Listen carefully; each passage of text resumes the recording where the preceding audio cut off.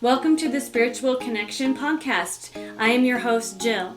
In this podcast, we're going to be talking about your energy, their energy, manifesting, mindset, creating high vibrational healing for you, body work, the importance of massage and self-care, and much, much more. Let's get rolling. Hello, everyone. Welcome to Om Shanti Healing Spiritual Connection Podcast. In this episode, I have a wonderful guest speaker that I want to introduce you to, Christabeth from Soulfully Nourishing. Say hello, Krista. Thank you for being here. Hello, thank you so much for having me. I'm so stoked to chat today and have everybody just hear what we're going to be talking about. Yeah, we're just going to hang out and see what shows up for us. So Yay. I'm in Colorado and you are in Massachusetts. Correct. Yep. Okay. What's it like to live there? Have you been there your whole life? hmm Yeah, so I was actually born in Switzerland. And when my father's from there, so his whole family is over there. But when I was a baby, my parents came here. My mom's from Massachusetts, so came back to Mass. So I was raised in Massachusetts, but I always have felt like I've actually felt more Swiss, more like European, because that really, for me, the energy of that, like I think being born over there. So talk about like early life stuff, and the connections to the land there, connections to my family there. And then of course I have awesome family here as well. So growing up in Massachusetts for me, I'd say it's really beautiful because it is a beautiful state, but it's like I'm part of New England and I can like be in the forest and at like not really, well, yeah, there's mountains here in New England. Be at the forest, be with the trees and everything, but also go to the ocean as well. And so I grew up in Western Mass, which is like more woodsy forest, like that kind of stuff. But I spent most of my adult life in the Boston area and the North Shore of Boston. And so I got to like be at the ocean all of those years. And then I just recently moved back to Western Mass. So there's kind of this like full circle thing happening for me in my life where I'm like, I can be back in the woods, but I have a lot of connection back in Eastern Mass. So I very often, like at least once a month, I go back to Boston, back to the North Shore, back to my people, back to the grandmother ocean, and yeah. So it has a lot of, I guess I would say, perks in that way, being in New England and being in Mass. That's wonderful. I've never visited the state. You're hmm intriguing me though to put it on It's my really bucket cool. list. Yeah, To yeah, check and it it's out. It sounds amazing. Like the best of all the yeah. things. It's the best of all the things, and we do get all four seasons here if that's something you're into. And all four seasons, there's always things to do. And the nice thing too, again, is like in no time you can be in Vermont, New Hampshire, Maine. I mean, we're close to Canada. Like go down to Rhode Island. Like I can be in New York City in 2.5 hours from where I am. So there's yeah, just as I'm speaking, you're like, yeah, there's a lot of perks. Like, being able to be where I am here. So come visit. It sounds amazing. It does. So let's talk about your journey. I want to definitely speak on your business and what you do, but tell me the story of how you got there to where you are now doing healing work and so many of the cool things that you do to help others. Mm. Give me the scoop on how that all evolved for you. All right, the lowdown on the get down is I was born, right? Love That's how it it. starts. So, so it's so funny, Jill, because the longer I'm here on this planet now, like the older I get, and I have reflections of my childhood, my early childhood, growing up, going into my teenhood, I see how much of my interests now and what I'm into is very connected to who I was then as well. And so although like as all of us do, like grow and evolve so much, I'm like, oh my God. And now there's these things being mirrored in my life now and recent life that was coming up when I was a child. So starting back when I was a kid, um, I think one of the like some of my fondest memories are like sitting in my closet as a kid and I had all this cool like this whole series of like these different science books and all sorts of books and stuff and I was like obsessed with space and obsessed with the stars. And so I would sit there and I would be like looking through these books and like, oh my God, like oogling like the stars. And then at night I remember just like very often kind of laying at my like where my windows were in my bedroom and like looking out there and just staring out into space and kind of like talking to space, I guess. And I wanted to be an astronaut when I was a kid. And then I learned how much math was involved in that. And then I was like, oh, that's not happening. That's not happening. But the mirror of like how much I love the stars and space, and I'll get to these pieces more in depth, but the way it shows up today and how I'm a spiritual astronaut and the way that I'm able to visit the star systems and beyond with the work I do and just who I've evolved into. But it's like so funny, it's like so concrete, and that's how it started for me when I was a kid, was always feeling this connection back to space, this connection back. I mean, of course, we're in the universe. We're not separate from it. Literally, we're in it, but like going kind of back up to the stars, so to say.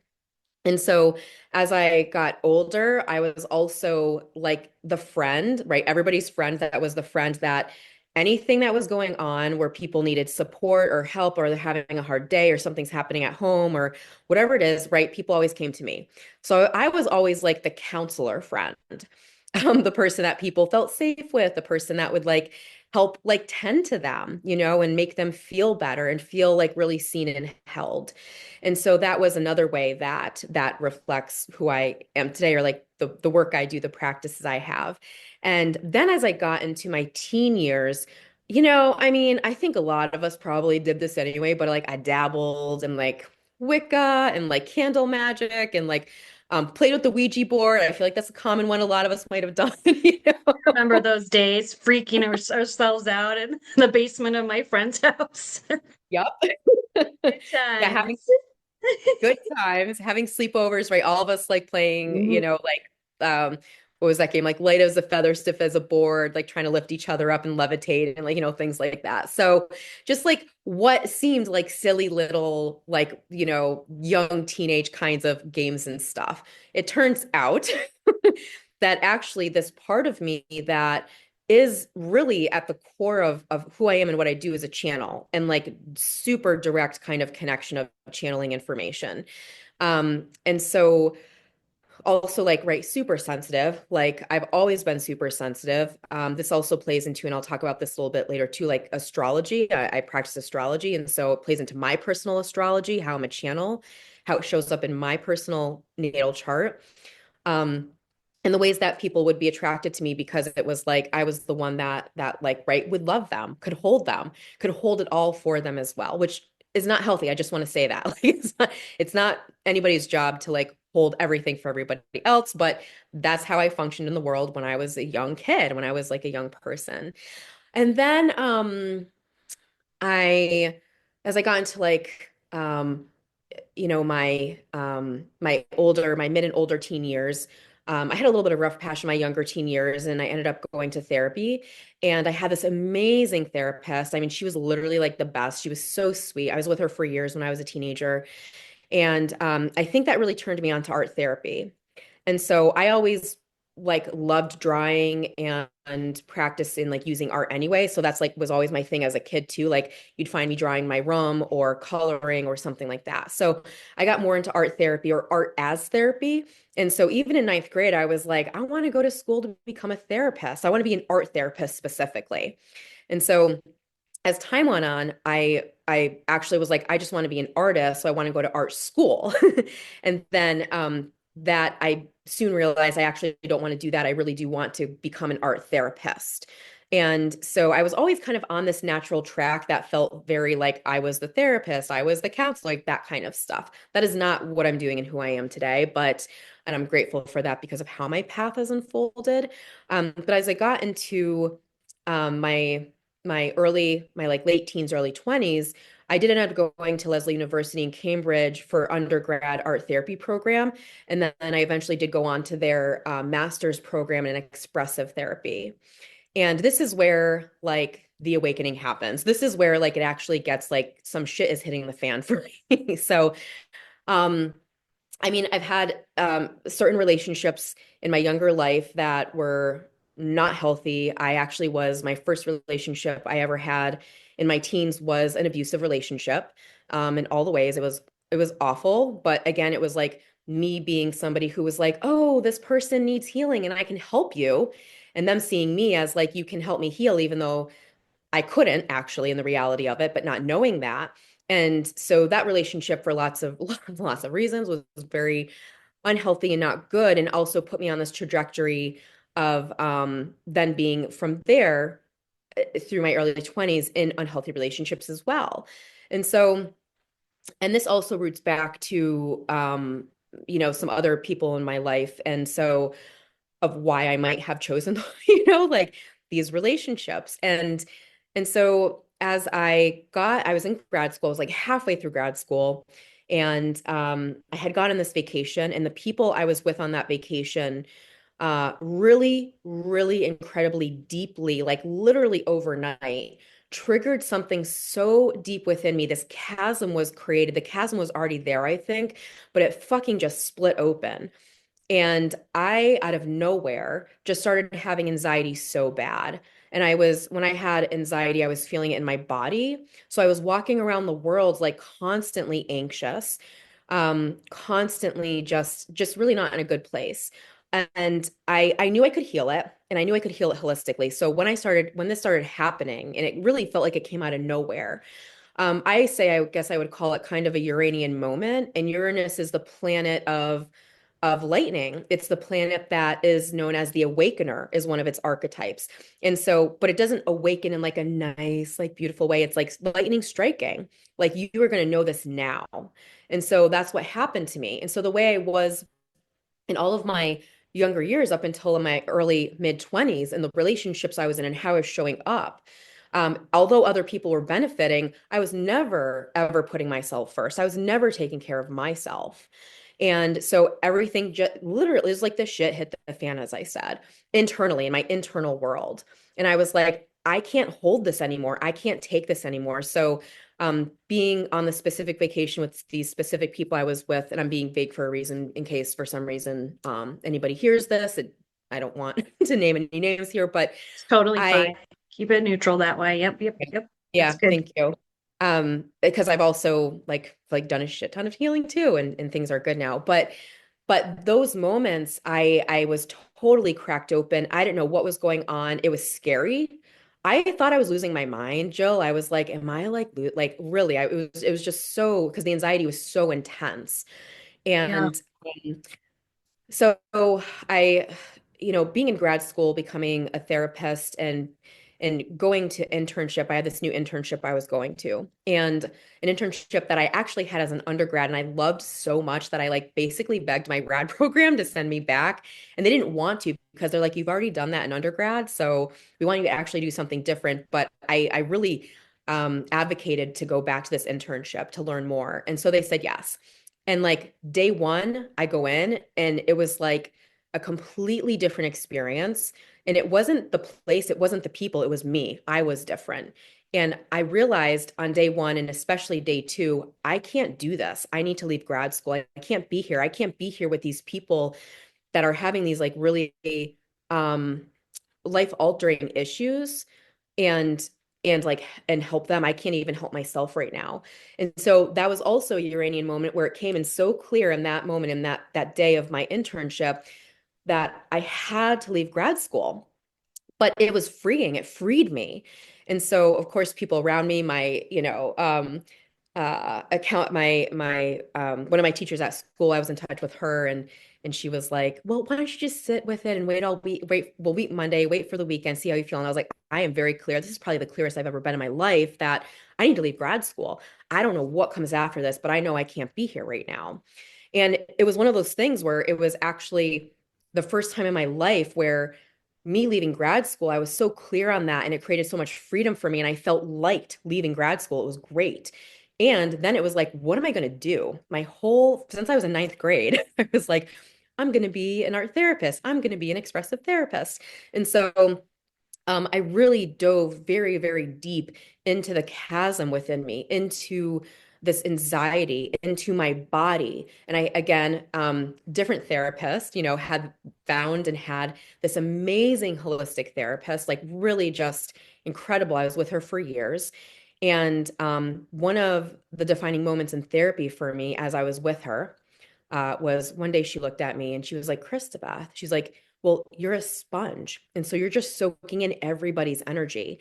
And then it all clicked and it hit me that, yes, I had my own internal stuff that I was moving through, that I was healing, that I was working with from all of these younger years of my life, from being so sensitive, from feeling everybody's problems and issues and traumas, and also trying to help them as well. And kind of, again, like, I'll be the sponge. I'll take it in for you. I'll take it on for you. I'll be the healer for you. Not in a conscious way doing it, but I can say I can say that now that that's what I was doing, I think. So in that moment, I was like, oh, all the lights went on. And from there, it really brought me to this place of beginning to practice boundaries, this idea of boundaries. Beautiful boundaries. They are Yeah. quite helpful when you're an empath, aren't they? Required, really, for Yeah. survival.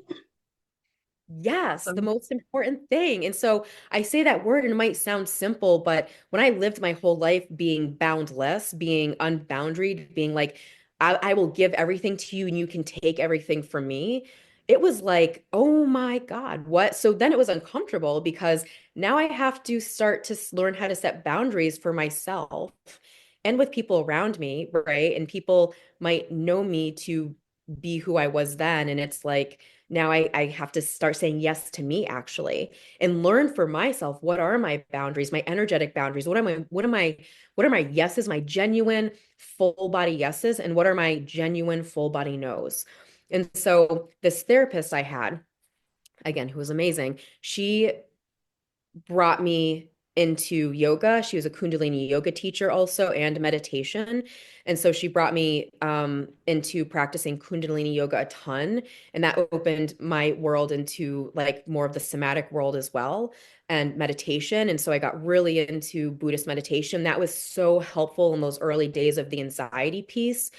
That was the one thing that really helped ground me. So I was reading a lot about like Buddhism and Buddhist, philosophy and belief system and all of that kind of stuff. And so, thank you to those incredible teachers.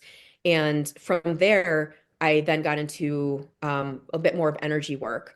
And then I started practicing energy work. And that's what kind of kicked off that Uranian lightning moment on that vacation in my mid 20s, kicked off this whole years of like through the rest of my 20s of this deeper healing.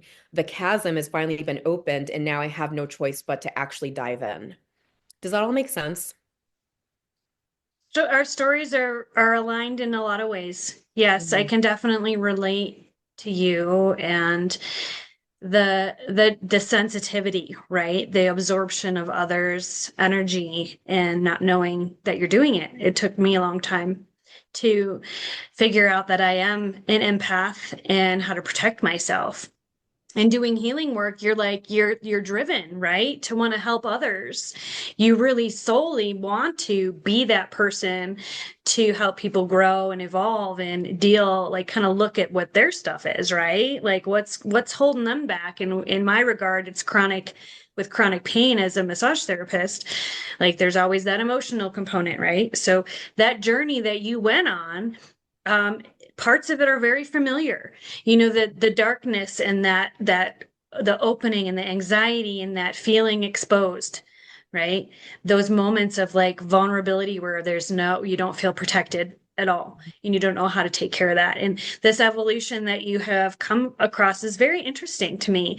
And I love to hear your story of overcoming, right? Building Mhm. resilience Mhm. Mhm. and learning how to Mhm. take care of you and Mhm. how to take care of others and keeping that separate, Mhm. right? Having those boundary lines of this is me, I got to put myself in this box and take care of my stuff here, and then you can be over here, take care of you, but I'm not taking it on any of you Mhm. because I got to take care of me. And knowing that that's okay and it's not selfish. Right. It's a huge journey. It doesn't mean you love any less than you do, right? Right. You Mhm. have to stay healthy and Yep. strong. And you have to carry the energy that you need to be able to do good work for others. And that requires strong boundaries and it requires a lot of self care, Mhm. which is the meditation and yoga and all the other things that you do to help take care of you. Yeah, I align with your story. It's very Uh, cool. yeah. So let's talk about some of the stuff you do. This kind of led you into the soulfully nourishing business that you have. Yes. Let's talk about the stuff you do within your business. I want to hear Yeah. more about that, and then I want to get into a reading. Super stoked for that part. Yes, I'm excited too. Yeah.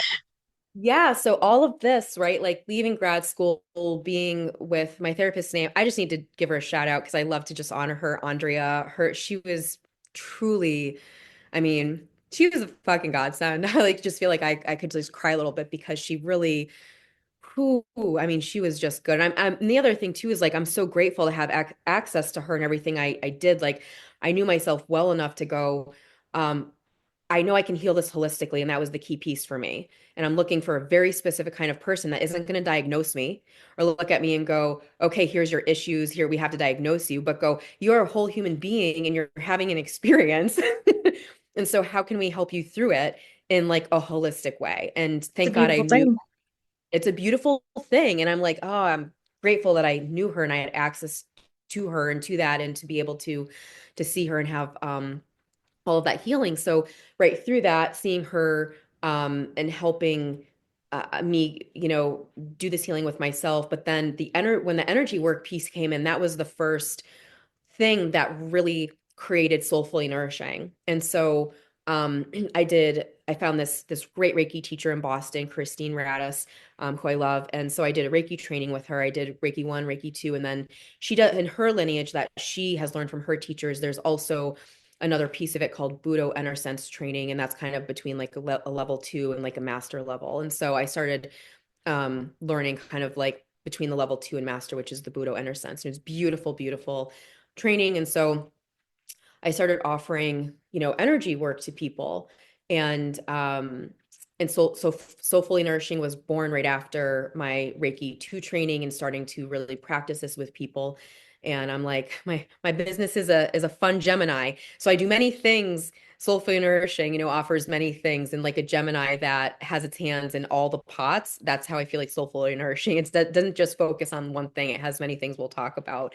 So it's fun to think about the astrological piece as well. So when I started offering these sessions, Jill, I was like receiving information that I know is not coming from my brain. It wasn't me thinking. It wasn't like me making up stories. I was like, what is even happening? And so I was like, I'm just going to start to ask my clients and see if there's actually something to this.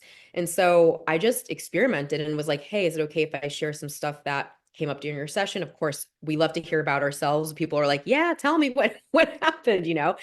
And so it was like I was accessing their memories, accessing their feelings, accessing the things that have happened to them, that have happened in their family, things that are present for them that they didn't share with me. And there's no way I could know these things.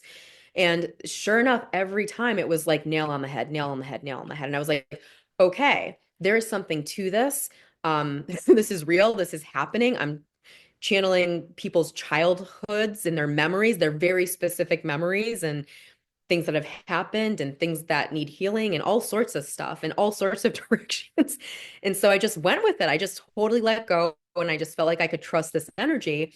And so I started just channeling a ton, when I was doing energy work. And so from there, I then did a life coach training. So I was doing energy work for a little bit and then I went and did this life coach training. And, I will say that as incredible as, my therapists I had were, thank God for them again, because they were just amazing and really held me through, the things I need to be held through. But specifically my trainer of my life coach training, Kobe Kozowski, who's to me one of my greatest teachers. And I just love this woman so much. Her training, her skills are off the chart. She is off the wall. It's amazing. And because of her training, that was the biggest shift I ever made in my life because of her training and going through that training. So through that training, I became a life coach and I started, offering coaching. But if anything, also like I was I was the coach and the student at the same time going through the training. And that like, I mean, that created even more healing for me on even a larger scale than I could imagine. And so I'm grateful for that. So I started doing that kind of work. And I don't do this anymore, but I did become a licensed chakra dance facilitator as well. And that's really fun because that's like a lot of like the fun somatic movement stuff to beautiful music. And that's just um, not where I'm flowing these days. So I've kind of let that license go. And and then from there, I have this friend who's a massage therapist, and she was working on a cruise ship that would go between Alaska and Hawaii. And on one of her breaks, she'd have like weeks off at a time. She went to Hawaii and she went and learned Hawaiian Lomilomi massage.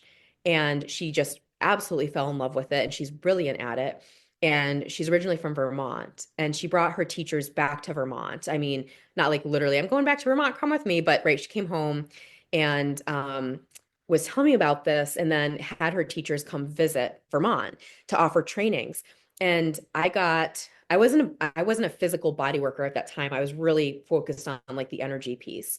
And so, but the side note of that is that I also too hold the belief, right, that like there is something deeper behind our physical bodies, right? So when you're talking about the chronic pain, it's like, what's the root cause? Because there is some of the root cause that's energetic, it's emotional, it's mental, it's past life, it's ancestral, Yep. it's Yep. many things, right? That's Yeah. manifesting in the, Piled so on traumas or exactly. recommit lots of time. Yep. Very true. Hmm. Exactly. Exactly. So I knew that doing energy work, I was just like, oh, I got it right away. I was like, there's something else happening here. And that was part of the channeling that would come through is like, you're having this pain. What's that relationship with your mom like? What's the anger about? Like going into the questioning of things and people going, oh my God, I never made the connection. And then we're able to start to work on like the healing of the anger and Right. what needs to happen. And then the body starts to feel better.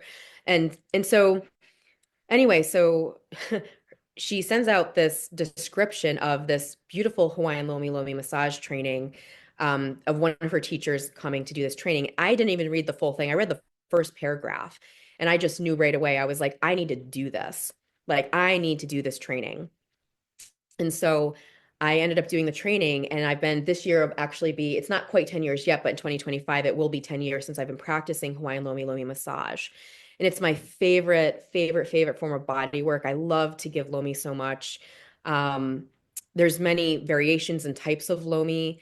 And so I practice very specific lineages that I've learned from my Hawaiian teachers. So I want to honor them as well and the lineages they've brought forward, which are so beautiful.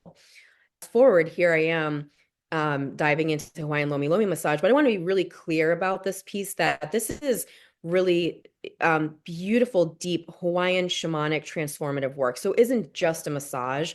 We're really working with the energetic and the spiritual bodies before we're working with the physical body. And anytime I'm working with the physical body anyway, I think of it as a portal to the rest of the parts of us, the rest of what we're holding inside of us.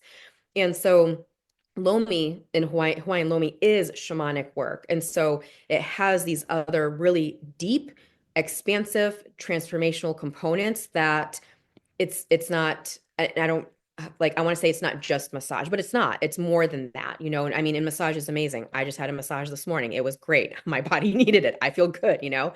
But there were these deeper pieces for deeper transformation. And so I learned that and I was practicing that for a while in these different forms of Lomi because there's many different, again, styles and forms. And then I eventually did go to massage therapy school. I went to a really cool holistic massage therapy program that also included polarity therapy, which is a type of energy work as well. And so I did that program and became a licensed massage therapist. Around the same time, again, I was going through a whole life thing. That's a whole other story. I'm happy to share, or it might be kind of long, so I won't share in detail or anything. But I was going through a thing, and this colleague and friend of mine at the time was like, Christabeth, have you ever had an Akashic Records reading? Now, the Akashic Records are something that are becoming more and more known, but a lot of people still haven't heard this word or don't know about them. This is the most magical thing ever. And I'm like, no, I haven't. So she was practicing this thing called Akashic Records readings. And like, it wasn't like her main work, so we never really talked about it, but I've heard it a little bit because she would talk about it a little bit. I went and had a reading with her, Jill, and like my mind was like blown open. Like as soon as we started the session and she quote unquote opened my records, which is essentially like there's so much more than this, but to very much simplify it, it's kind of thought of as like the book of your soul and your soul's history and all this. But I want to be also very clear about the Akashic Records. It's way more than that. It's way, way, way more than what people are thinking it is. And so It's good to having, kind of give the listener just a kind of a basic 101 on what it is, because some people haven't heard of Akashic yeah, Records at all. yeah, So yeah, if that's something that you currently do yeah, now, I think I saw that on your website, right? correct. So yeah, it's a very interesting way to kind of do some deep diving on Mhm, past lives. mhm, mhm. Yeah. Yeah. So And give the listen. Let's talk a little bit about that. cool. And then I want to do the reading part too. That would be fun. Yeah, totally, totally. So I am obsessed with the Akashic Records. I could talk about them all day. Like, I love them so much because they're so profound, but they simplify everything for us and make things easier than we think it is. Essentially, the way that I like to think about the records is say that you're taking a walk in the woods and you know how you got on the path you're on. You have a general sense of where you are. Maybe you see ahead, oh, there's a couple of paths I can take. I'll have to make a decision once I get up there. Maybe you hear water in the distance, right? You have a sense of like where you've been and what's around you in that moment. And so that's kind of like our human perspective of our lives, like right now. And what the Akashic Records are, right? This is all metaphoric. What the Akashic Records are is like panning out and seeing the whole forest for you. And also the forest of where you've come from, AKA other lifetimes, your ancestral forests, potential forests ahead. So if you're like, there's a pathway coming up or a pathway that's like splitting up and I need to make a decision, then we can explore if you were to take pathway A, what are potential outcomes? If you were to take pathway B, what are potential outcomes? And so the records don't just, right, they work with past lives, definitely, but they work with all parts of us. This is like the type of reading where when I say you can bring anything and everything that you want to ask in this whole universe and beyond, literally, I mean that.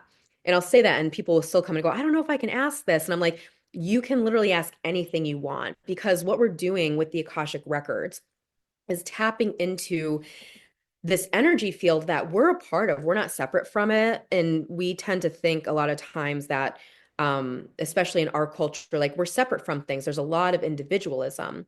But with the Akashic Records, like we are the records, we are the energy field. We're a part of it. Again, just like how I was talking about like the stars in the universe, and I want to be in the universe. I'm like, I am in the universe, like I am of the universe. We are of this energy. And I also, too, with that being said, is like you can label Akashic Records or Akashic Records readings, connection to your higher self, connection to soul self, connection to spirit, connection to God, creator, whatever you want to name it. Because really, what the records have taught me over all these years of working with them is like that's a label that, like, it only helps our human self, of course, understand what we're doing. And by giving it that name. And Akashic is a word that does come from ancient Sanskrit. And so there is this like rootedness um in like India and Nepal with it. And that specific word, it translates into many things. I just want to mention this because I think it's important. So it translates into like ether, unseen storage space in the sky, space, things along those lines. So thinking about there's just this like massive storage space where anything and everything that ever has happened, potentially could happen is like stored essentially. But I also want to say with that across human history and like all civilizations, essentially, no matter what time period we're talking about, humans have held some sort of belief system, usually, right, that we are part of something greater.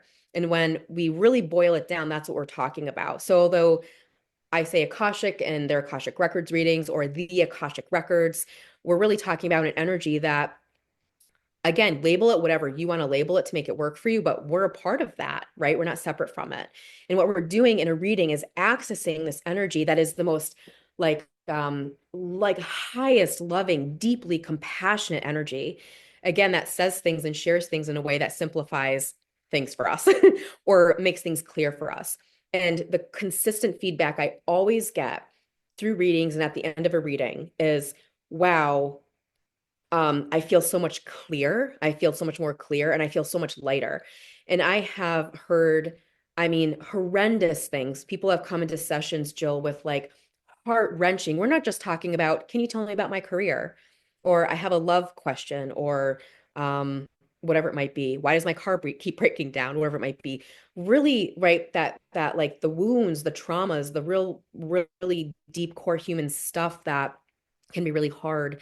And people leave those sessions with like hope and like, I feel lighter, I feel brighter. But also the way the records work with me specifically, because just as massage therapists, they, we do all of our work our own individual way. We have our own methods and things and flows.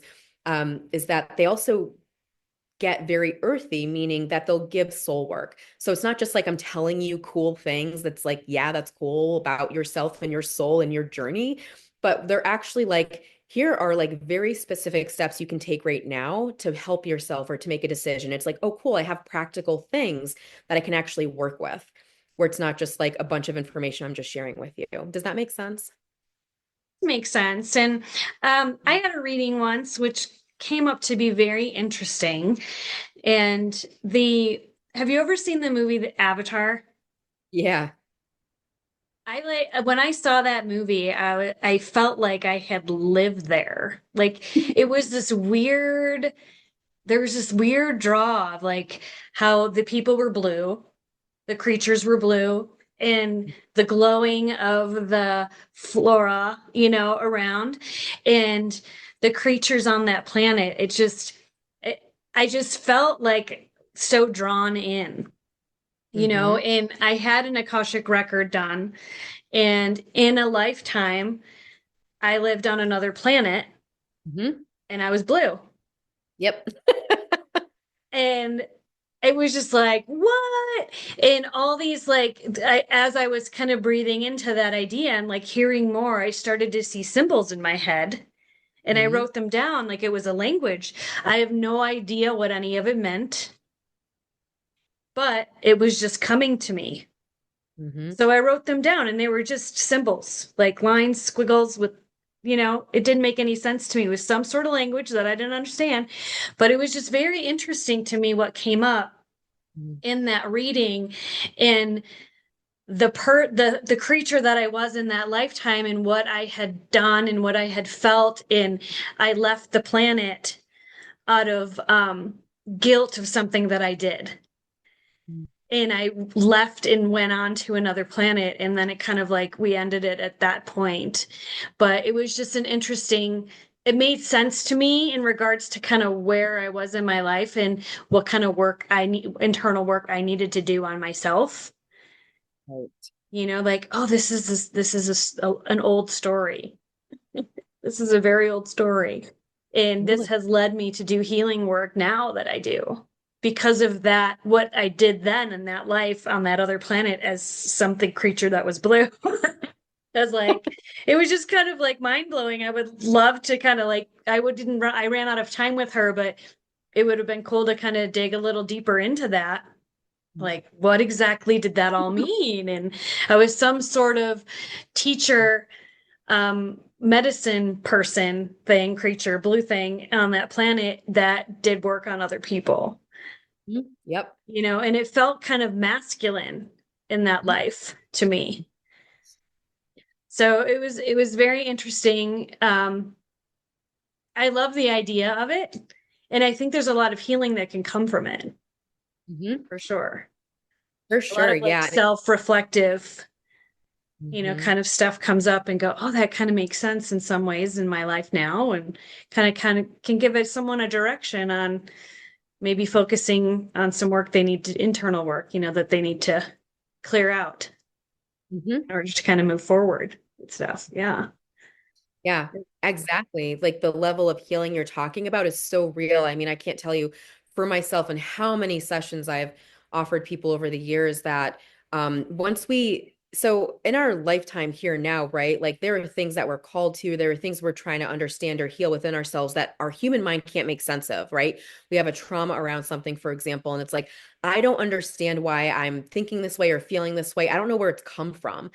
But when we're having a reading, sometimes just sharing the story of the soul and what the soul is carrying begins to clear that enough where people are like, oh my gosh, I feel better. I'm no longer in that or in it the same way. Or, right, like there was this way where I had this gift before, and no wonder why it's being brought through in this lifetime as well.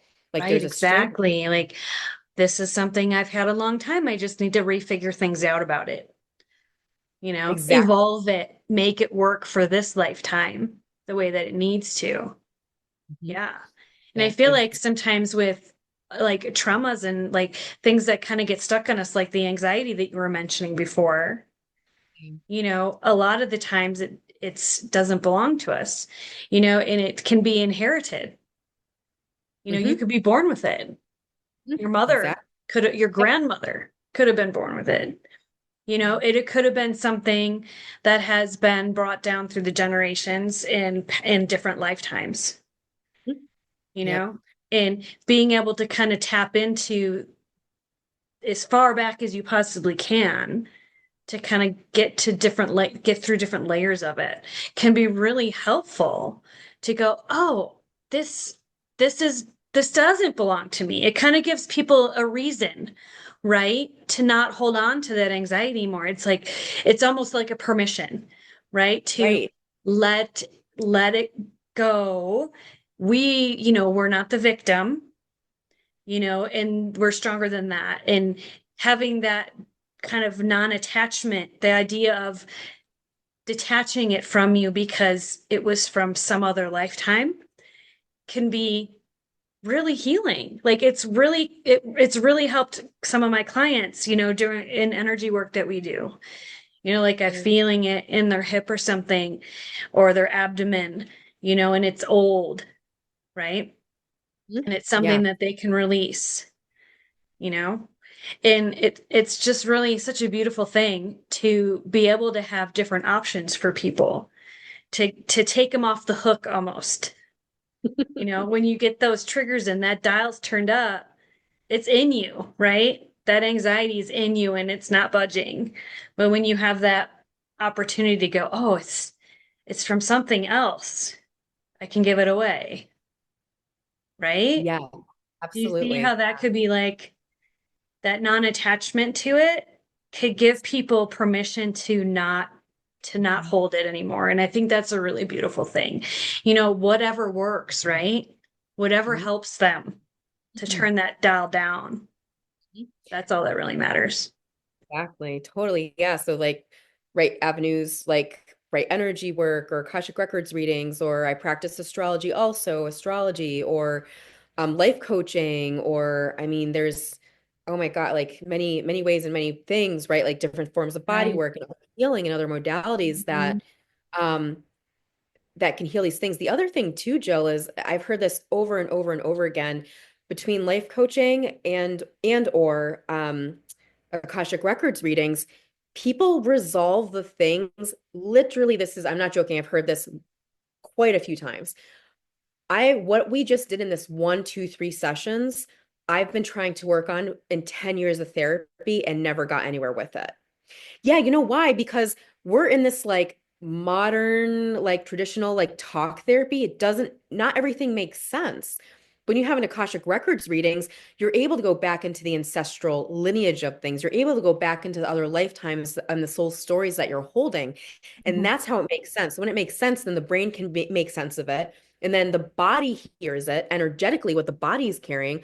And then you begin to release the trauma, or you begin to Right. story.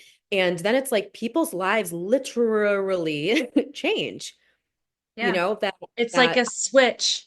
Yeah. yeah, It's like, yeah, oh, this isn't mine. That's a relief.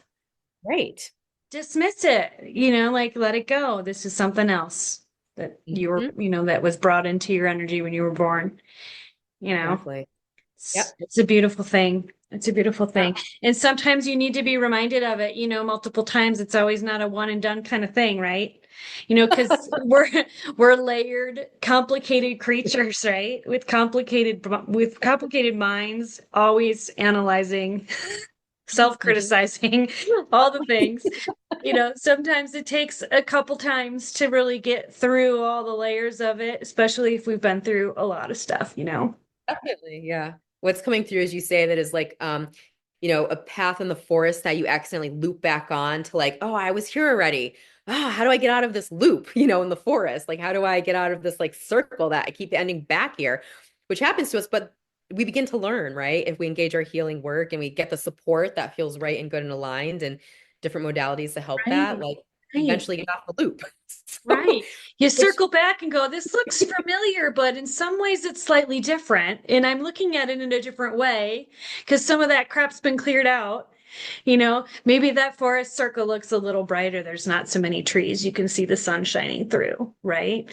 And it's not just dark and cloudy anymore. But you see that familiar place and you're like, oh, I've been here. I feel this again. This is familiar. Okay, now how am I going to resolve that? What's going on that's bringing me back to this place? What did I hear? What did I see? What did I feel that's bringing me back to this spot again? right. Unresolved stuff, the next layer deep, right?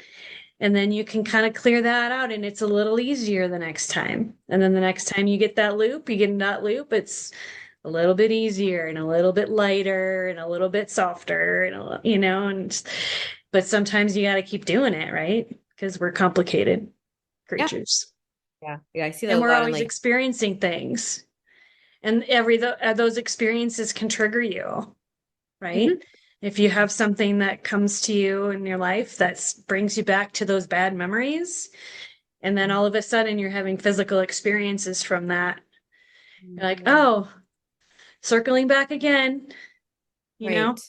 how are Yeah. we feel this again? How are we going to manage it differently this time? You know, and all the healing work that you do for people peels those layers back. And the Mhm. next time it doesn't feel quite as painful, Exactly.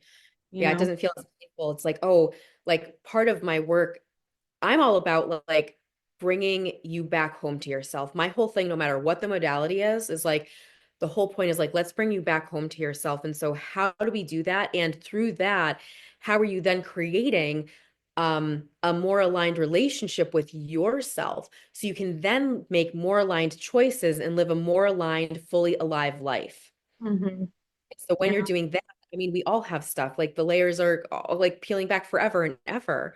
But the more we engage it, the more we are able to um, do healing, but also the more then we get closer to who we actually are and the essence of who we are. right. And how powerful we really truly are at the bottom of all that.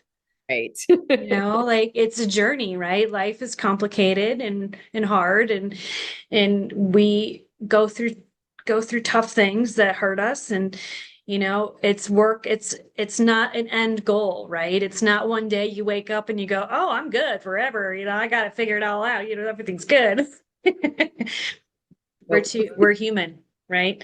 So the understanding of just being gentle on yourself, right? And just knowing that you're sensitive and reach out to the people like you that can help gently unravel some of that stuff with love and compassion and empathy, and just gently dabbling into those harder things a little bit at a time. And as time goes on, you get stronger. Yeah. That Abs- would you say that that experience you did when you became you had that moment of anxiousness, there was probably something, you said it was like a switch and it opened you up. Yeah. There was probably something that triggered that to happen, Yeah. right? An There was, experience that scared you or yeah. traumatized you in some way Yeah. that turned that anxiety switch on. Yes. And then you had to figure out how Right. to turn it off or at Right. least turn it down. Because once that switch turns on, your brain's like, it's Mhm. there. That memory is like solid in your brain. It's like, it's going to be there all the time. Absolutely. That Yeah. Like, first panic attack moment, you don't ever forget that, mhm. you know? It's just a matter of how to manage your life, how to feel into the feels. when things trigger you and how to soften into that and take good care of yourself. Exactly. Yeah. Yeah. To be That's what very challenging. it can be so challenging. And then once you gain the tools to know how to navigate that within yourself, and that's what my life, well, my therapy did that too, but that's what my life coaching training did for me. So again, like, yeah, I trained to become a life coach, but I gained everything from that coaching and beyond, from that training and beyond. And what I learned was more fully and more skillfully how to be with my feelings, as uncomfortable as they are, how to be with them when they came up. I've become really fucking skillful at being with my feelings and navigating them, which has created a much healthier, more beautiful, deeper aligned relationship with myself, which then also transfers to how I can hold the fuck out of space for clients as well. Right. Because it's And also like, not like badgering the situation with like negative self-talk, right? Like holding compassion and love for those moments where you feel weaker and for sure. vulnerable and being able to go, okay, self, I remember the days, I have anxiety too, and it's been a problem in my life on and off forever, and I used to self-hate. Like, you're weak, you're pathetic. Why can't you be like other people and have it all together, and not be this victim and this crying, sobbing mess all the time? Like, come on, you're better than this. That would be the kind of messages that I would have going on Mm. in my head. Like, you suck. It's when you have those triggers of weakness, it's really important to not let yourself go that down that rabbit hole of you're pathetic, sad, and weak, and get angry at yourself or get fearful of the fear. That's a big one, I think, for people with anxiety. They have the physical symptoms, they Sure. start Yep. to feel it, and they get more scared by that. Yeah. It's a And just cycle. understand that it's their sensations that are being triggered by a thought. Yep. And Hmm. with time, in the right mental messaging, you can turn the dial down. And it could be really, really, really hard to do Hmm. that. But just You know, knowing that, the harder you are on yourself when you're in those moments, the worse it's going to get.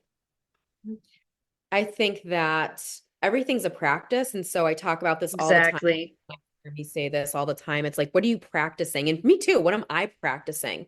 Am I practicing being stuck in the loop of something that feels that clearly needs attention? And so I'll give it the attention, ask it, what do you need right now? What does this part of me need right now? And then begin to get unstuck in that loop. But it's like, what am I practicing? Am I practicing the worry? Am I practicing anxiety? Or am I practicing um the things that, even if it feels challenging, am I practicing present? Am I practicing coming back to the present moment, coming back to the present? Like, what are we practicing? And that's what I think when it comes down to engaging with ourselves, engaging with our healing, what are we practicing? And Right. also give ourselves grace, because Yes. there's no such thing as perfection. There's no such thing as doing it perfect. We have layers of healing that happen. It's magical. It's amazing. And you know what? Eventually another layer pops up. Give yourself grace. You are a spiritual being. Give yourself grace. Do you think spirit is judging you? No. God, creator, earth, goddess, again, like, higher self, whatever you want to call it, is holding the judgment. No, it's the human self and the human part. And so my partner is an IFS therapist, internal family systems therapist.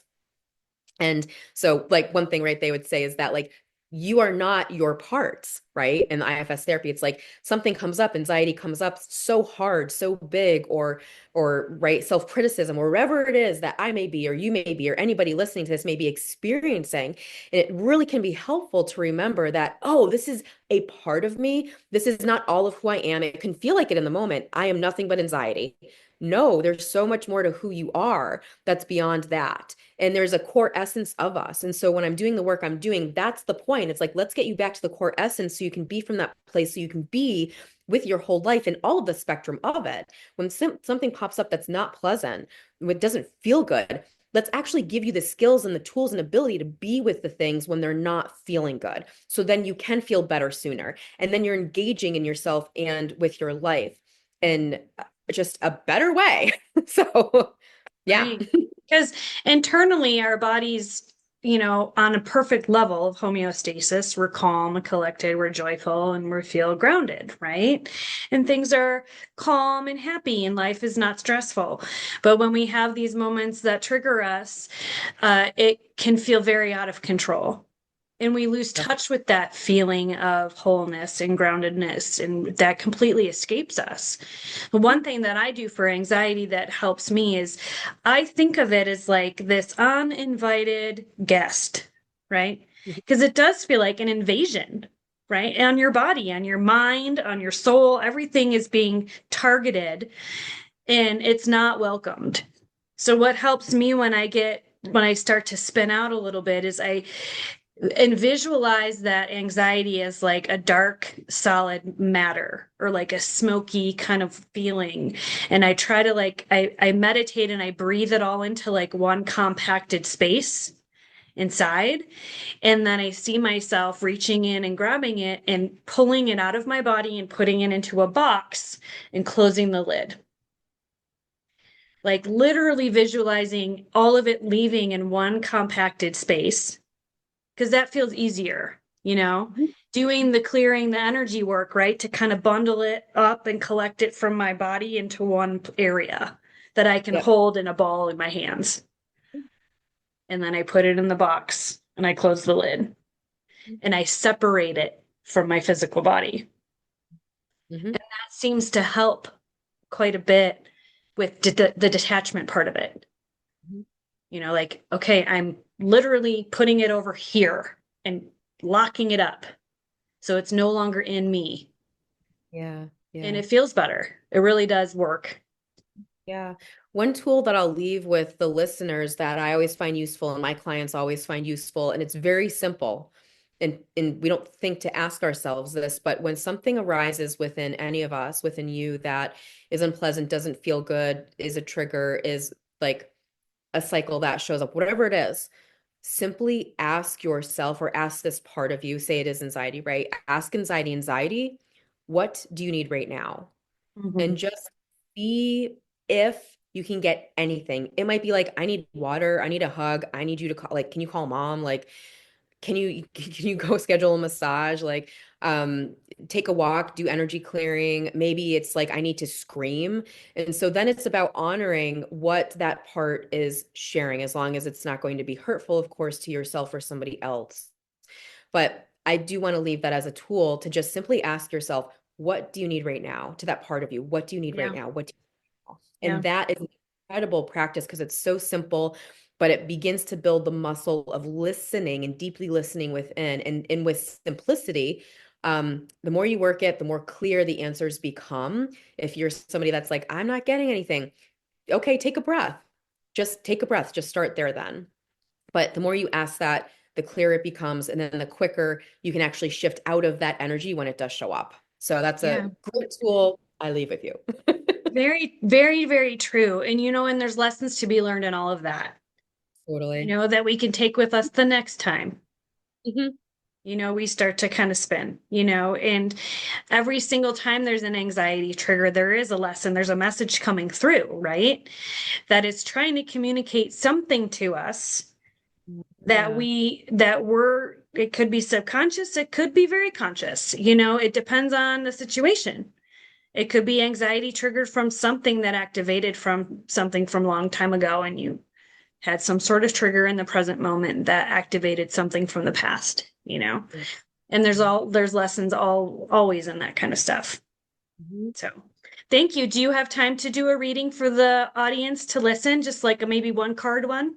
Yeah, let's do a little reading. The other thing I do want to mention super briefly, another thing that I offer because I really love this work and it's interconnected with everything I do, but it also feels like it's its own thing, is I'm also a death priestess. And so when I'm death priestessing, what I'm doing is working with somebody's body, energy field, spirit, soul when they are dying, the moment of death and post-death. And so I have protocols that I use if I'm with somebody physically to just like soothe the body. So like it's not massage therapy, but it's really about healing, not healing touch, because we're not healing them. There's nothing to heal. They're dying. But there is a way to just offer solace and helping the person again, like whether it's energetically or in person, not feel so alone or feel comforted. So essentially, it's like protocols of comfort. And I love this work. It's really deep. It's really beautiful. I have like witnessed myself many beautiful things around this kind of work. And again, I work more in the energetic and spiritual realms of things. So I've definitely have um walked souls like over into wherever they're going next and helped in that process. And I've also done things to help if there are souls, if there are people, humans having a hard time separating the human body and the physical body from the energy that they are, there are things that I can do to help ease that process. And also, Wow. That's yes, amazing. 'Cause it can amazing. be, I mean, some people will probably get terrified. There's some people that know it's coming and they're comfortable and but there's also those fear moments too, if it's something traumatic or if they're Totally. not ready to go, if they don't want to go yet, you Yeah. know. Yeah. And So so there's is it hospice work that you do in a sense? I'm not a hot like I'm not so that's a good question. I don't do hospice care, but in a way, I mean, if you want to like open up the definition of that, in a way, I guess it would be like spiritual hospice care, like that very, very end of life kind of care. And there's also a way where like we're tending to or I'm tending to their loved ones as well. And so there's a way where I'm also able to host or be a bridge for conversations between the loved one dying and the loved one still here. If the person's nonverbal, can't communicate, or just is just not in a space to have certain conversations with the loved one who will be here still, then I can tap into their energy field, right? It's like the idea of tap channeling. What do they want this loved one to know? And so I've been able to host these beautiful conversations that might tell the living loved one, hey, you know what? Grandma would really love the purple blanket, some flowers, and ice cream. And then sure enough, it's like she loves purple. She loves these specific flowers. And the very last thing she had to eat before she died was ice cream because she loved ice cream. And so this really cool way where there can be healing in it as well. And also healing for the person who is transitioning. And if there are anything else they need, if there needs to be any other kind of healing, that's something that I can also assist in to help bring healing to them, like that completion of this life, right? If people don't let go, there's a reason. And there's no good or bad or right or wrong with any of it, but there might be something that I can do to help. This isn't about forcing it or making it happen, but if there's a missing piece for them, and if I can help find that missing piece and integrate that into their system, and then they can go, okay, I'm ready. And it might be today and it might be in a month, but okay, I'm ready. Then that's something I can do. And I really just, that work is so near and dear to me. And a part of that, I'll just say this last piece and then we'll go into the reading. A part of that is through my work, through channeling, through everything that I do, through Akashic Records readings, right? Energy work, ancestors show up, people's past loved ones and pets show up. And so again, like we're talking about an Akashic record reading, for me and the way that they work with me and I work with them is like everything's on the table in the reading. I mean, I do not call myself a medium, but when we're in the records and a client wants to talk to their beloved one who has just passed or maybe who has been they've never met, it's an ancestor, those beings will step forward and we can have a conversation. And it's really healing and it's really beautiful. And I find that, and how I kind of like discovered this more for myself is that souls who are dying that either I know or it could be like a friend's cousin, maybe I never met, but I know this is happening without um meaning to, right? Like unconsciously, like people will find like their energy field and their souls will find me and they'll use my body to like help them die. So they see me as a portal that they're like, oh, there's somebody who I can go through to help me actually transition. And it became very hard because I didn't know what was going on. But once I actually realized what was happening, I was like, I need to really get a hold of this because there's a way more smoother way that this can happen for the person dying and for me too, because it was disruptive to my body and my life. Gosh, yeah, that's intense. Yeah, it was like really Holy intense. cow. So I also have so yeah, I've done beautiful training around that and I'm always continuing to dive into to death doula work and end of life care from that perspective as well, through that energetic and spiritual lens of like, you know, offering solace and offering comfort and offering hope and healing and whatever it is to those dying and to working with death. Um, and it's magical. It's beautiful and it's magical. So I wanted to mention that too. That's really special, amazing stuff. Yeah. Yeah. Very cool. Very, very cool. Yeah. I Yeah. looked So, into becoming a death doula too for a short period of time, uh, mm, and work in hospice care. It yeah, was on my yeah. radar for a little while Mhm. to add another modality to my Right. business, but I chose to go a different direction. So, It's beautiful but work. I love and respect all that you do. It's amazing You. work that you do. It's very beautiful stuff and very much needed across the globe. Great. Yeah. Thank you so much. I think so too. And it's, yeah, just it is beautiful work. And the nice thing too with being a body worker, right? If anybody here, body worker is interested in it, there are really beautiful ways to support. If you're like only interested in the massage piece, you're not massaging to make somebody better because their body is dying. So that's what it's about. But there are definitely ways to work with the body physically, right? To for end of life care. So Yeah. yeah. Okay. So I did pull a couple cards as we were talking, because I know we're gonna be wrapping it up soon.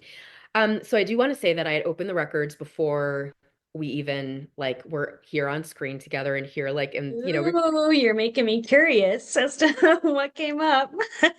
yeah. Do Is tell.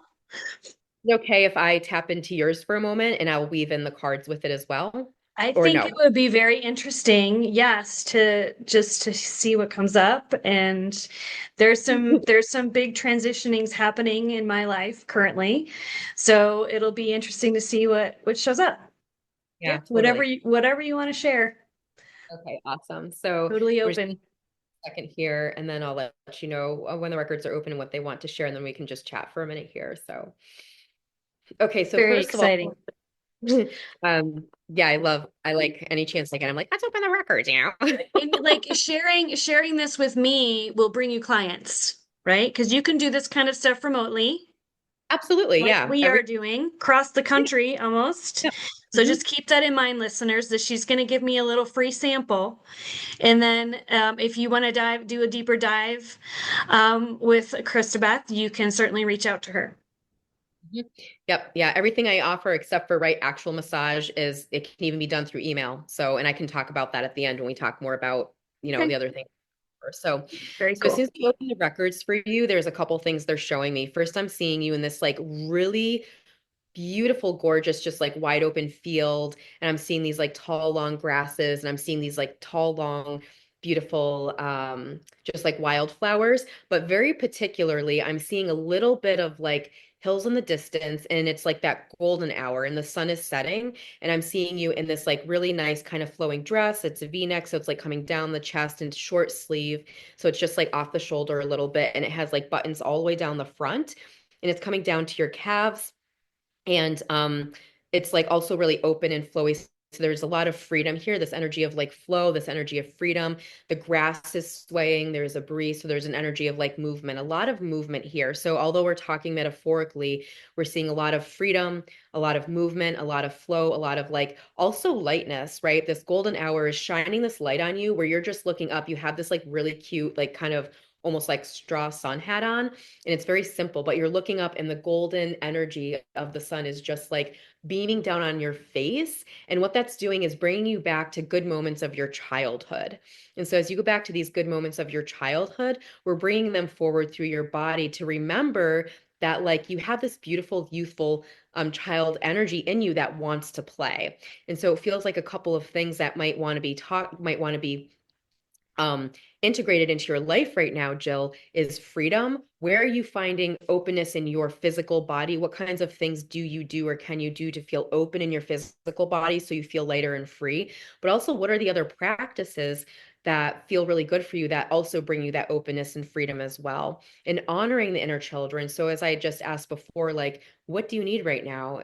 Asking the inner child with inside of you, the really like sweet and playful one. I'm seeing specifically a 6-year-old inner child of yours that's like, I just want to play, I just want to play. And it feels a little bit like she's like very open and fun and free, but she's kind of being told, not now, or she's kind of being put aside or shoved aside a little bit. And so it feels like there's a little bit of a dampening or dampering of the playfulness. And so it feels as if there is this beautiful light that's in your life and coming back to your life that's always been there, but it's a matter of, are you seeing and are you recognizing that this light is here now and it really wants to help you move to the next evolution of your freedom. It wants to help you move to the next evolution of your playfulness, of having fun in your life. Does this make sense so far? Um, with the stuff that I'm kind of working towards, yeah, there's an end goal of wanting to be more playful. Mhm. Yeah, Yeah. Yeah, totally. Yeah. And absolutely. so, Being able to have the funds for that, right? yeah. To be more to take more about, fancy vacations and have the fun toys and all of that kind of thing. There is a a playfulness in this adventure I'm on that I'm keeping very light and playful and fun to reach goals down the road that will allow me to give me the resource, right, to have even more fun. So, Right. Exactly. Yeah. And the piece yeah, rate I too is really like have one a part. goal to be more fun. I'm rather boring right now. Well, I'm loving talking to you, at least in these moments with you. It's been fun for me to be with you. Having a blast. I'm having fun right now for sure. You're a joy. You're a joy to speak with for sure. Oh, yeah. So there's also a freedom when you're having that financial piece, that financial flow, right? It does grant us a freedom to be able to do certain things in our life or make certain choices to like receive the things that feel good. And so, right, it's like not about having the money to like acquire physical material things, but and yes, there's ways that money does give us freedom. There's ways that money does give us like pleasure and joy. And it's like, oh my gosh, what turns me on is being able to travel. Right. And so, how do you figure out how to do that? And so, what we're seeing is that in about 6 months, they're saying, and I want to say I don't work in a very specific predictive way, but sometimes they do work with me with timelines. So in about 6 months or so, you're going to really start seeing more of a turnover with this part of your life, more of a turnover where like, oh wow, things are beginning to really take off more, things are beginning to churn more, things are beginning to like get filled more. And I'm seeing like, a big kind of jar that's like filling with dollar bills, that's like supporting. So there's a lot of support that's coming in, a lot of being seen that's coming in. And that's really interesting that they're talking about that because one card I pulled for you, I have an astrology deck here. So these are astrological planets and signs, is Leo. And so, and even Leo like has like kind of, beautiful like sunflower there. Leo is ruled by the sun. So this sun energy coming in, and what they're saying is this card just really simply affirms that you are on the right track, Jill. And so to really keep doing what you're doing, the thing that they want to bring in for you around this as you're, going towards more pleasure, more joy, more fun, like being more fun, having more fun, being more light, all of that is keep facing the sun just like a sunflower does. And there are going to be moments that the sun is going to charge you. This is like soul work that you can take and do it, don't do it, leave it, don't, whatever you want to do with it. But like literally spending time with your face in the sun, even if it's just like 5 minutes a day, could either charge you in a way where then you feel energized to move forward with doing tasks and things that you just need to get done or want to get done, or if the other thing is needed, which the other thing is rest. So it's like going to charge you in a way where you're like, I feel charged and ready, or I feel like I need to rest a little bit today. And so what they're offering here is allowing the sun, just as the sun has like a whole cycle itself, and you are also an energetic being just like the sun. Allow yourself to be a sunflower, follow the sun. And it's so funny too because of the print behind you or the thing on your door behind you looks like a big sun or sunflower or something, also like that sunburst. And it just feels like the sun is your medicine right now. This is what this comes down to. Absolutely. Colorado's very sunny. Yeah, right. Right. Yeah. Yes, So yes. We get lots of sun here, which is wonderful. I love to sit on my front porch at south facing and just let the sun beat on my face. I do sit out there even in the cold time of year just to get the sun to touch my skin. It is very healing and it brings me joy. It does, exactly. for sure. Yeah. Yeah. So it's like let yourself be a sunflower, let yourself be in the beams of that. That right. So that's the medicine for you. And then the other card that was pulled, and it's so funny because I talked about this before, and I even before we pulled cards, I just kept having a feeling and thinking this card is going to be pulled for you, and that's Uranus. And you were talking about that earlier. Yeah. And so Okay. Uranus, like I said, like one of the like archetypes we'll say is like the great awakener. It has this energy of like the lightning striking. It has the energy of aha moments. It has the energy of something big happening or small happening, but it's unexpected. That's the thing. We can see where Uranus might be hanging out, but we can never predict what it's actually going to be doing or bringing. And the whole point here is like it creates something in our lives that's like a very sudden something that then wakes us up and evolves us into a better version of ourselves. I want to also say with this energy, it doesn't mean it's always something pleasant because it's not. When I had that Uranian moment when I was in my mid 20s, and all of a sudden, literally overnight out of nowhere, my body, that's Uranian anxiety's Uranian energy. It's like, oh, my nervous system was just like going and buzzing and totally shot. And so, like, Uranus was like showing up in my body that way. I had a Uranian moment, but it awakened me. It took Right. work, right? Yeah. But it needed that to happen. And I'm so grateful it happened because I would not be where I am today in this capacity, doing what I'm doing, doing all these things I love, realizing, oh my God, I'm this like channel at heart and I'm like channeling all this information, and I'm helping people in this way that is beautiful and unique. And I love it so much. And it's helped me step into my most truest, authentic self. And so what the records now want to hop in and about for you and Uranus is the fact that it's also highest consciousness itself. So we have our like human consciousness, and then there's like actual consciousness, right? The energy field, the greatest energy field that we're a part of. And that's Uranian energy. And so for you specifically, they want to actually hone in on the higher consciousness piece. As you are sunning and allowing the sun to be medicine for you, you are through that tapping into your higher consciousness that then helps you feel connected to something greater, which is also connecting to your highest self, that then can lead you continuously down the right path. What they're also saying for you is be open to Uranian moments, right? Here's the thing. You don't know when it's going to happen and you don't know how it's going to happen. But when it happens, just remember, oh, oh, I just stubbed my toe. That hurts so bad. That's a Uranian moment. But what did it bring you in that moment? Is there, um, you know, like something that did it delay something for you that could have happened even worse? It's like, oh, this is so annoying. I stubbed my toe and I have to like sit down for 10 minutes and like take care of it or whatever. But did that delay you from getting in your car, pulling out of your driveway in that moment and then getting hit by something that went by you? I mean, we don't know, but Yeah. it could be like, here's something that, the whole purpose and point is to really help you on your journey and to help you tap into that higher consciousness for yourself. Does that make sense? It does. And I have a belief system around like everything happens for a reason, right? And those moments, like I feel it when I'm stuck in traffic, like if I'm stuck behind somebody slow, I'm like, there's a reason why the universe is slowing my car down because there could be an accident that I'm going to be avoiding up ahead, right? And that Yeah, helps, it's reduce the stress level about, road rage. And totally. those moments that come, as painful as they are, there's learning in all of it, right?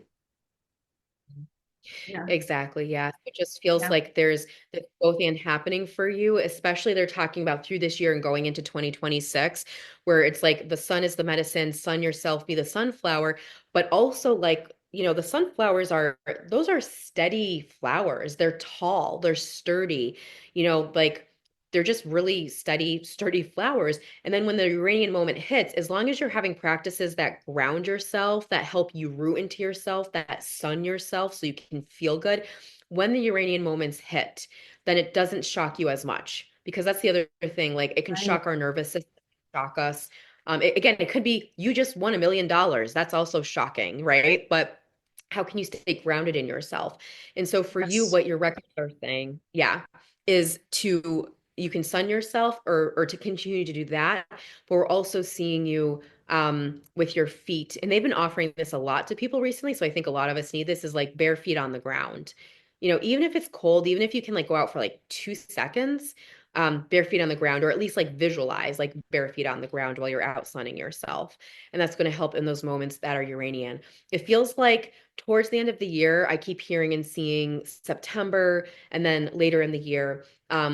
There might feel like there's a couple, maybe one specifically, but maybe a couple of Uranian moments that drop in for you that are aha moments in like really beautiful ways where things begin to marry even more, come together even more. So whatever you're kicking off now and doing, and then whatever happens over the next 6 months, and then whatever, arises in June, so to say, or even July, but feel a little more June here.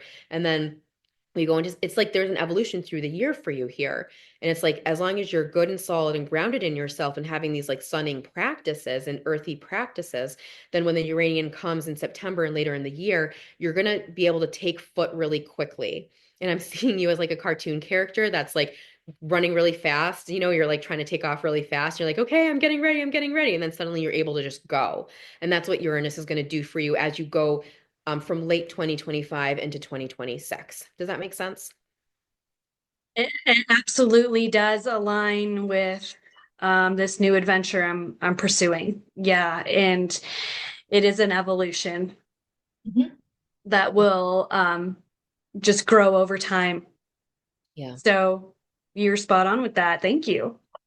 You're so welcome. I'm like, oh my gosh, there's so much we can talk about, but we'll leave it there. Thank you so much for I allowing know.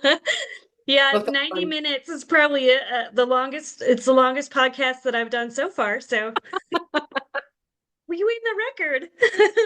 Well, Oh, thank you so much, Christabeth. I want you to just pitch your business here before we get going good. and share your website and any social medias that you might have or anything that you have retail that people could get online and all that good stuff. Yeah, thank you so much, first of all, for this opportunity, Jill, to connect with you. It's been so beautiful to just It's been talk with so you. fun. It's so Yeah. fun.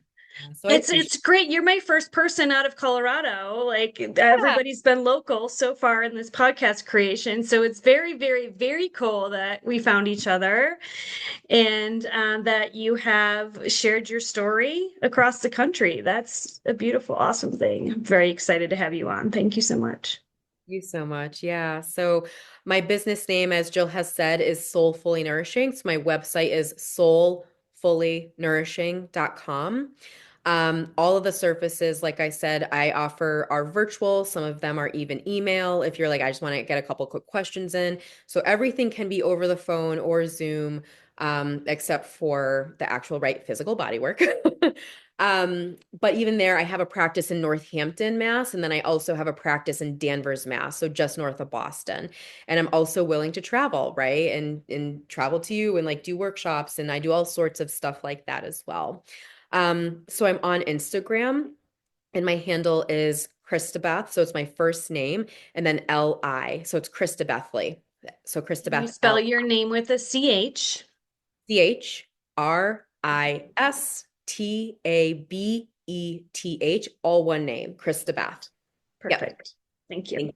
Yeah, and then LI, and then I'm on Facebook too. And that's just it's my name, Christabeth Ingold, literally in gold is my last name. And that's a place where like you could friend me. And so those are my two socials, my website. And I do have some workshops coming up, but they're all local to me. So they're going to be in Danvers, Mass. So anybody that happens to catch this, that's local. I also do things online too or through Zoom. So if anything piques anybody's interest, we could always create a little group and do something that way as well. So the first one's going to be at the end of January. And it's called Deeper Than Intentions. And so it's like a 2025 intention setting circle, but we're really doing it to the rhythm of winter and to the rhythm of like really honoring the like deepness and the slowness of this time, that it's kind of an opposite workshop in that way. So that's why it's called Deeper Than Intentions. We're really getting more deeply in touch with our desires in really kind of a slow, juicy, yummy way. And then at the beginning of February in Danvers, I have a workshop where it's going to be offering a beautiful Hawaiian healing Ho'oponopono circle, which is a Hawaiian forgiveness technology.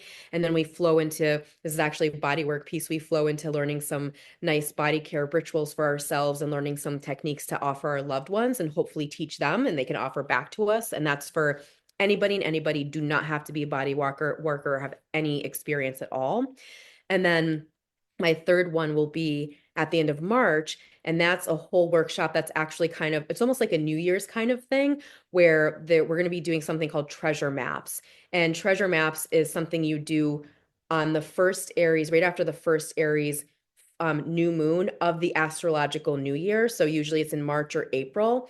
And that actually is the most potent time to set intentions. That's why we don't set intentions at the calendar new year, because the energy of that does not actually align or help us as much.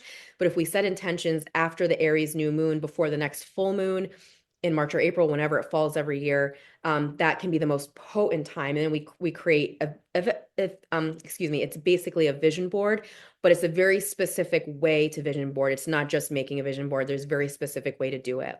And so those are my 3 workshops. And Very cool. Oh, thank you. Awesome. Well, it has been such a delight to hang out with you and get to know you more. You do a plethora of amazing, wonderful things for people, and it's just such a gift to have you around for sure. We're going to close here. So I want to say thank you for being here, and I will post all of Christabeth's information in the show notes below. So take a peek at those to reach out to her at another time. And thank you everyone for being here. Have a good night. Bye-bye. That's a wrap for today, folks. Thanks for spending the time with me. And don't forget to check the notifications below on my social media links, my YouTube channel with self-care and meditations, as well as my omshantihealing.com website, where you can get info on spiritual coaching and my online courses. And as always, if you do enjoy my podcast, don't forget to subscribe or sponsor below. We'll talk to you soon. Have a beautiful rest of your week. Bye-bye.